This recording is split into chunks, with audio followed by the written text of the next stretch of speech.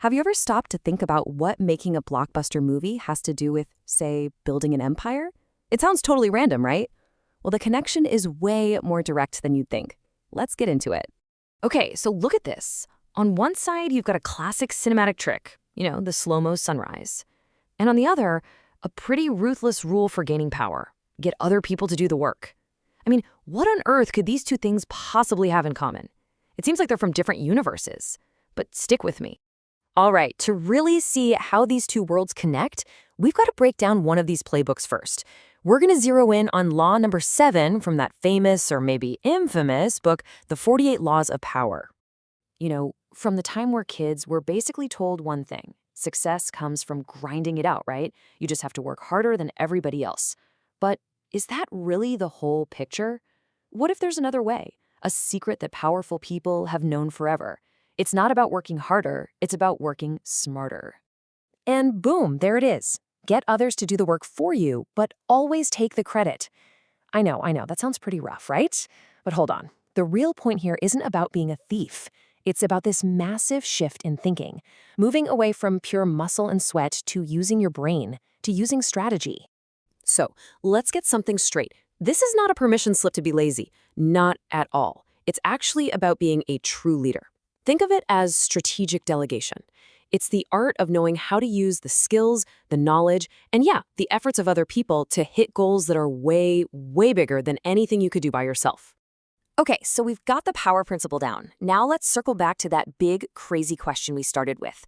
What if the rulebook for making a hit movie and the rulebook for building an empire are secretly the exact same thing? This is where it gets really interesting. Let's look at that cinematic connection and see just how a director's vision is basically a mirror image of a great leader's strategy. Think about your favorite movie, a story where everything is perfect and easy. That's just boring, right? A good director knows you have to show the struggle, the real, gritty effort. That's what makes it feel authentic. It's what gets us, the audience, to actually care. You've got to see the difficult climb to really feel the victory at the top. And that's the connection right there. A great leader does the exact same thing. They don't stand up and say, hey, this is going to be a piece of cake. No way.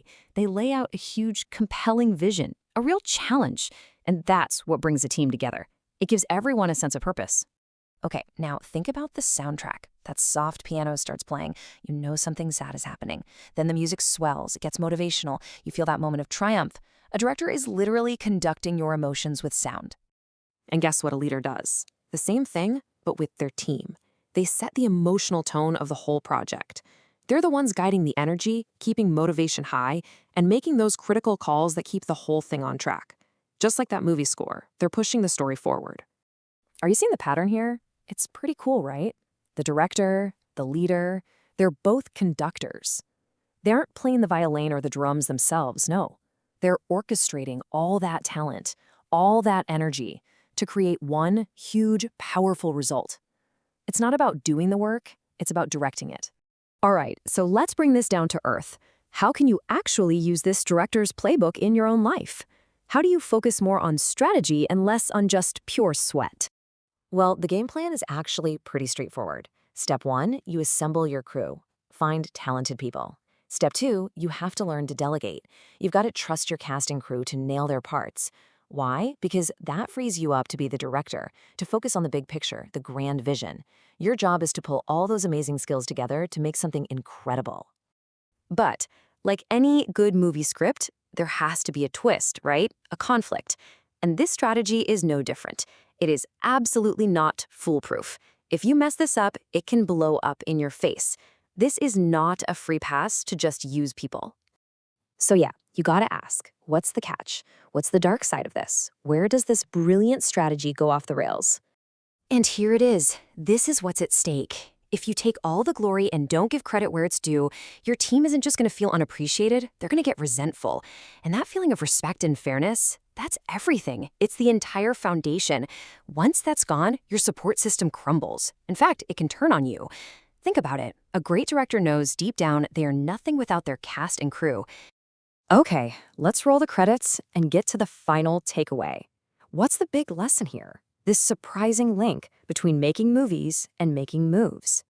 Really, it boils down to one powerful idea.